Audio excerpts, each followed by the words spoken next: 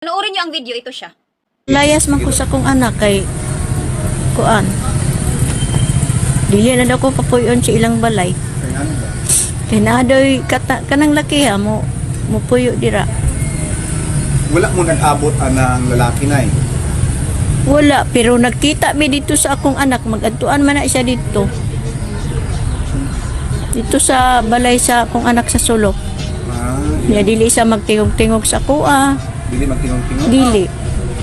Ngayon kayo magkomento kung bakit nanggagalaiti ako sa galit. Hindi niya ako sa inyo. Kung hindi ako hindi ko gusto na nagibigay ako sa inyo. Ganun tayo. Ang kulay ko madaman sa mo na amot lang. Amot lang dahil. Amot lang. Amot lang. Amot wala ka ito. Wala ka ito.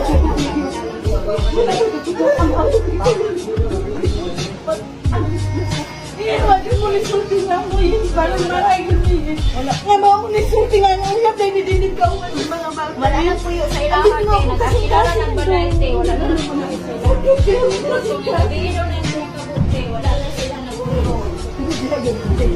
Wala namang masama kung umibig. Walang masama umibig ka kahit ilang piraso pa. Pero pagdating sa magulang, wag mo ipagpapalit ang magulang mo para lang sa lalaki. Para lang sa lalaki, hindi mo pa naman lubos kilala, na hindi pa nga nagtatagpo, hindi pa nga nagkikita sa personal, ipinagkatiwala na. O ikaw, wag mong sabihin hindi ka rin marites. Bakit ka nandito? Bakit ka nakikimarites kung hindi ka rin marites? Lahat tayo mga marites, walang taong hindi marites. Natural, nandito tayo sa social media, nandito tayo sa mundo ni TikTok, kaya natural lang na mga marites tayo. Kahit ikaw marites ka din eh. Walang taong hindi marites dito sa TikTok, lahat tayo puro marites. Alam ko makikita mo to dito sa profile ko. Makikita mo ang video ko na to. Hindi kita i-mention pero kung tamaan ka nito, sapol ka. Kasi alam din nila ang pakiramdam. Alam nila at ramdam nila ang pakiramdam ng pinalalayas ang sariling magulang.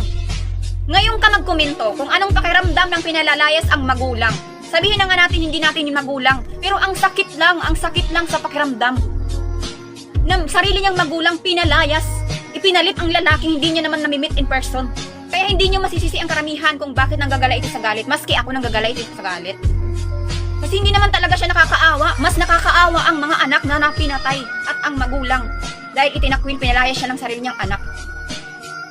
Bakit ka ba nagigilty? Ganyan ka rin ba magtrato sa magulang mo? Ganyan ka rin ba? Ganyan din ba kayo? Ako para sa akin, ipinagtatanggol ko lang ang mga magulang na minamaltrato ng mga anak. Walang utang na loob, walang malasakit pagkatapos iluwal. Basta-basta na lang ganon, itatapon na parang basura palalayasin. Tayo, kahit may pamilya na tayo, kahit may sarili na tayong pamilya, kung may pamilya ka man o wala, may trabaho ka man o wala, huwag ibahin ang trato ng mga magulang. Kasi kahit bali-balik rin man ang mundo, magulang pa rin natin sila. Ang lalaki mapapalitan pa. Ang lalaki mapapalitan, ang dami-daming lalaki sa mundo, pero ang magulang iisa lang. Pag once masaktan mo, masakit na talaga yan. Huwag ipagpapalit ang pamilya para lang sa kabulastugang pag-ibig na hindi na pa naman namimit in person. Hindi niya pa nga nakikilala ng lubos. Tapos nagtiwala na siya. O ngayon, nasa huli ang pagsisisi. Kaya hindi niyo masisisi ang karamihan.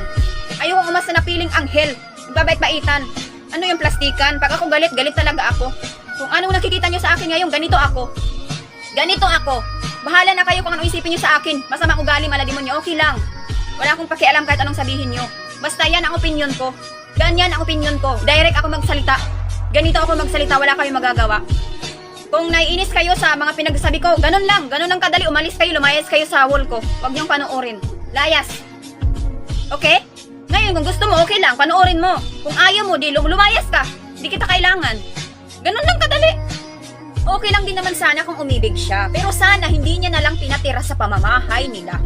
At hindi pinalayas ang nanay niya, sarili niyang nanay, sarili niyang magulang. Magulang na nagluwa mismo sa kanya dito sa mundo. Pinalayas, ipinalit ang lalaking nakilala lang sa Facebook. Okay na lang sana eh. Wala naman siyang wala naman tayong magagawa kung umibig siya. Ang mali lang talaga niya, pinalayas ang nanay. Dapat hindi niya nalang pinalayas ang nanay para walang patayang naganap. Para walang patayang nangyari. Umibig siya, oo. Nabulagan siya sa pag-ibig. Kasi palibhasa kasi tayo kasi pag once tayo na meron tayong kinikim-kim or in love man tayo, kailangan din natin ng taong may mag-a-advise sa atin. Tama ba itong gagawin ko? Tama ba itong pinapatuloy ko? Tama ba ito? Kailangan natin manghingi ng advice sa iba. Hindi yung tayo lang mismo sa sarili natin. Kung hindi natin ma-handle ang ating mga dinadala-dalang problema, pues, isipin natin ng paulit-ulit, sakto kaya itong gagawin ko, sakto kaya itong plano ko, ganyan. Kasi minsan tayo hindi natin masisisi talaga. Minsan nakapag-desisyon tayo ng pabigla-bigla. Kasi wala eh. Walang nag-advise sa atin eh. Okay lang eh. Wala kasi, hindi tayo nakikinig sa payo ng iba. Kasi nagbibingi-bingihan. Ganun talaga ang mga Pilipino. Pag pinagsasabihan, mas galit pa. Pinagsasabihan lang, siya pa ang galit pag pinagsasabihan. Imbis na ina-advisean lang siya, nagagalit pa. Kay kuno pinakikialaman. Hindi yan sa pakikialam. Masalamat ka pa nga, may mag-a-advise sa yung tao. Ina-advisean ka. Kaya para sa mga taong pinapayuhan lang, nag-a-advise, huwag niyong mamasamain. Kailangan natin ng advice. Kung hindi natin ma-handle ang ating mga dinadala-dalang problema, pues, makinig tayo sa advice ng iba, baka sakaling makatulong ang advice. Ngayon, kung alam mo naman ang advice nila na hindi nakatulong sa atin, edi wag mong paniwalaan o pakinggan. Kung alam mo naman, okay, is tama, so pakinggan mo. Kasi alam naman natin ang mali at tama. So yun lang. Ayoko nang pabahain pa, masikip na yung lalamunan ko. Ganito ako magsalita.